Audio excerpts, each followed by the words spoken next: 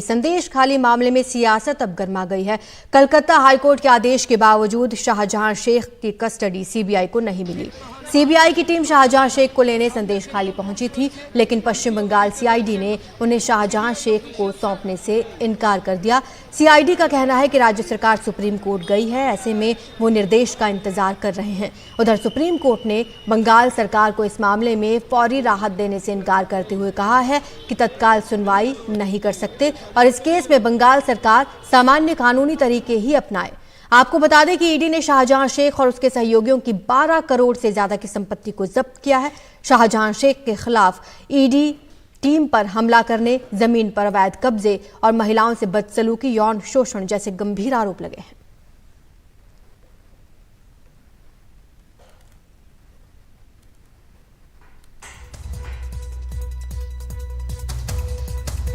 ज्यादा जानकारी के लिए हमारे सहयोगी आशीष भार्गव जुड़ चुके हैं। आशीष, आज भी क्या सुप्रीम कोर्ट में सुनवाई होगी? क्या अपडेट आने की उम्मीद है आज?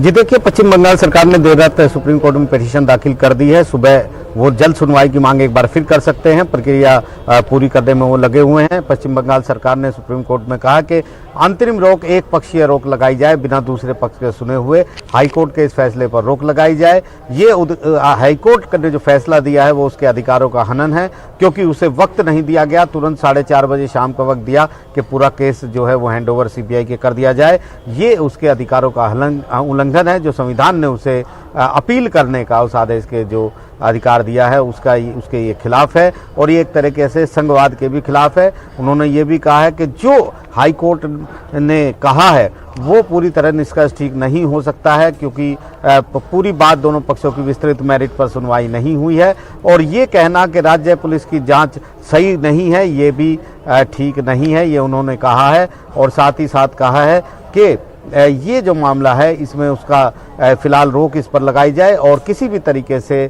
क्योंकि एसआईटी की जांच कर रही है, राज्य सरकार तेजी से इस मामले में जांच कर रही है, कदम उठा रही है, इसलिए इस मामले में इतनी तेजी दिखाना ठीक नहीं था और कि हाईकोर्ट के आदेश पर तुरंत रोक लगाने की, यहाँ पर एक पक्षीय रोक लगाने की यहाँ पर मांग की गई है। तो काफ़ी अहम ये मामला है। 4:30 बजे तक की डेडलाइन थी, लेकिन वो डेडलाइन बीत गई और सुप्रीम कोर्ट में भी वो लगा एकदम अचानक पहुंचे थे, लेकिन सुप्रीम कोर्ट ने बिना पिटीशन दाखिल किए, बिना प्रक्रिया का पालन किए इस तरीके से मेंशनिंग को अलाउ नहीं किया था और कहा था कि इस मामले में इस तरह सुनवाई नहीं होगी।